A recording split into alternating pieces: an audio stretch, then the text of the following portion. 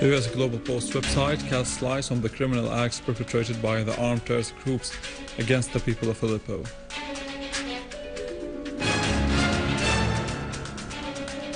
Tension prevails in some Lebanese areas following the terrorist explosion that ripped through al-Ashrafiyya area.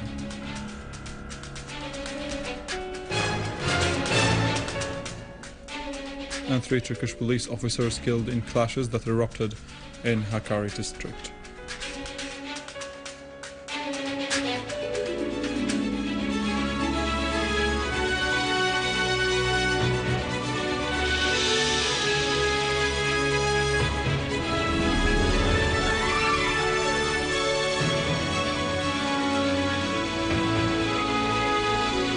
Good afternoon, this is News in English.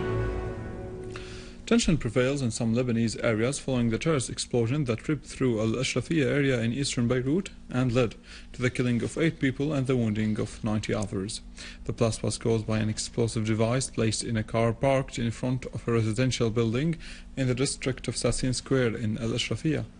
The dead included Wisam al-Hasan, director of the information branch in the Lebanese Internal Security Forces. Information Minister Omran al-Zabi condemned the coward terrorist bombing. In a statement, al-Zabi said that such terrorist acts are condemned and unjustifiable wherever they happen.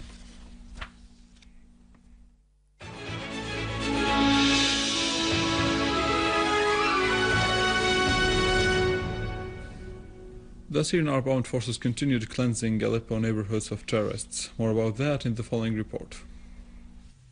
An army unit targeted one of the terrorist gatherings in Aleppo near the retirement home in Bustan al-Basha neighborhood in the city.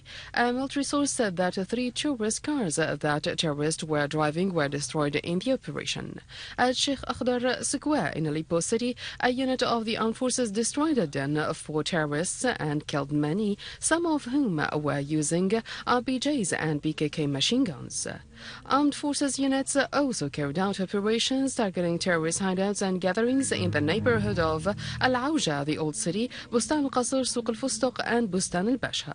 The operation resulted in killing and injuring a number of terrorists and destroying 3 mortar launchers. In Aleppo countryside, an armed forces unit carried out an operation in al-Tarib area targeting a terrorist hideout.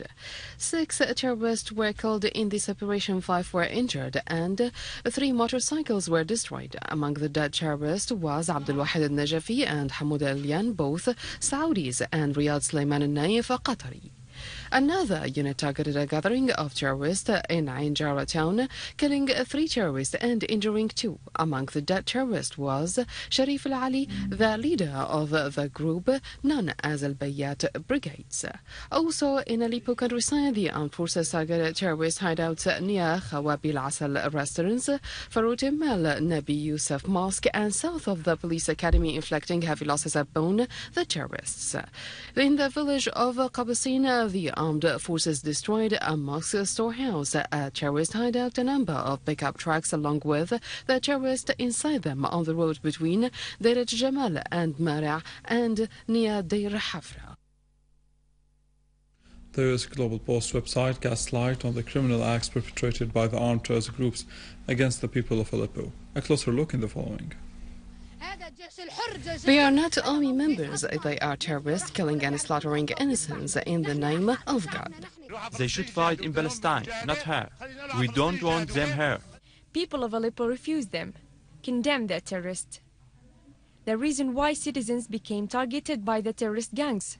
The terrorists and their supporters now avenge these innocents due to their opinions in order to make them leave their homes and obey their crimes. No one can deny that the citizens refused these crimes. Even the US media admitted this through a report published on the Global Post website. The website also posted an investigation shows that the terrorist gangs burned and destroyed important historical sites and establishments in the city, in addition to forcing the citizens to leave their homes in order to steal their contents. The investigation indicated that the terrorist acts did not affect citizens only. Other terrorists who left and refused to fight also were harmed by those gangs. One of them, called Abu Zaid, said that they were stealing the house's contents in the safe areas and killing anyone who refused to obey them. This is not fair. God called for peace. Our culture is for peace and love, but their culture is for hatred. Aleppo refuses and resists those criminals, and the people of Aleppo believe that they are victorious, and Aleppo will be a graveyard for anyone who tries to destroy it. In Idlib countryside, a unit of the armed forces destroyed 10 cars equipped with machine guns and dismantled 10 explosive devices to the north of Khan Sheikhoun. A military source said that the armed forces continued to storm the caves and tunnels used by terrorists in the villages of Psayda, Al-Amudiya and Babylon. The source added that various kinds of weapons and ammunition were seized during the operation.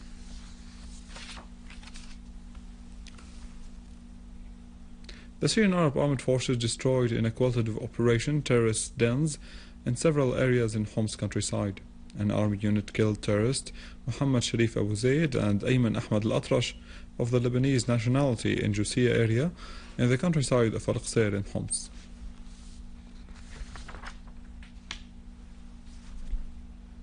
Also in Homs countryside, our army units destroyed several terrorist hideouts and eliminated some of them in eastern Al-Bayda in Al-Qasir countryside, Al-Ghanto and Al-Rastan in northwestern side of the city.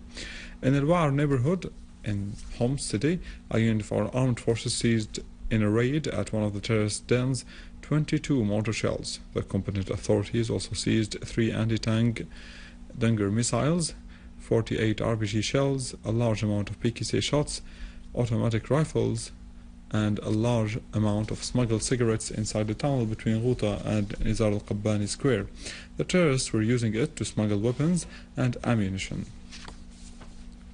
A unit of the Syrian Arab Armed Forces clashed with an armed terrorist group near a Nabi unit site in Latakia countryside, inflicting heavy losses upon them. An official source said that the clash left scores of terrorists dead or injured, while the rest fled towards nearby forests.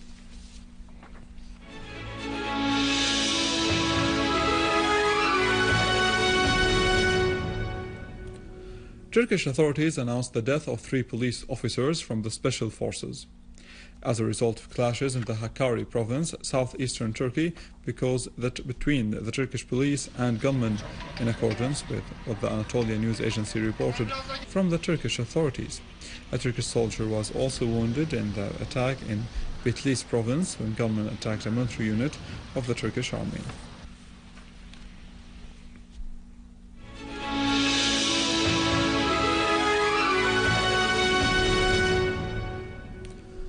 An environmental march was held this morning in the old Damascus area. This was carried out by many volunteers and NGOs under the supervision of the Ministry of State for Environmental Affairs. This march was carried out by the Syrian Environmental Association, a leading environmental protection and non-government organization in Syria, the Syrian Scouts, and the volunteers from the Faculty of Science. Our role is mainly for the awareness, make the people aware of the environmental problem, environmental issues, and shed the light on any problem for the environment. Of course, today is the Environmental Day of the World. We're trying to shed the light on this street here, the one between Mariamia Church into the Bab Sharqi. Today we plan to work for cleanliness campaign and to talk about the environment and to mix with people in this area. The aim of this campaign is to spread awareness about the environmental issues as the young volunteers gave away energy-saving light bulbs and small booklets about ways to save energy and reduce the waste and pollution. The volunteers also helped in cleaning up the streets in the area. I'm studying at the Faculty of Science. We are here to spread environmental awareness. Me and my friends made a group at the university for this purpose. We just want everybody to know the importance of the clean environment. After that, the State Minister for Environmental Affairs joined the young men and women, and they went together and inaugurated an art exhibition where all the art pieces were made from objects that would usually be thrown out, but in this case, they were recycled and they were used to make decorative materials. The volunteers later planted some small trees to make the area greener. Some of the locals also took part and they helped them plant the small bushes. And with this, we come to the end of our news for today. For more information, you can visit our website in English, www.syriaonline.sy. For now, stay with us. After the break, Khalid has the latest in economy.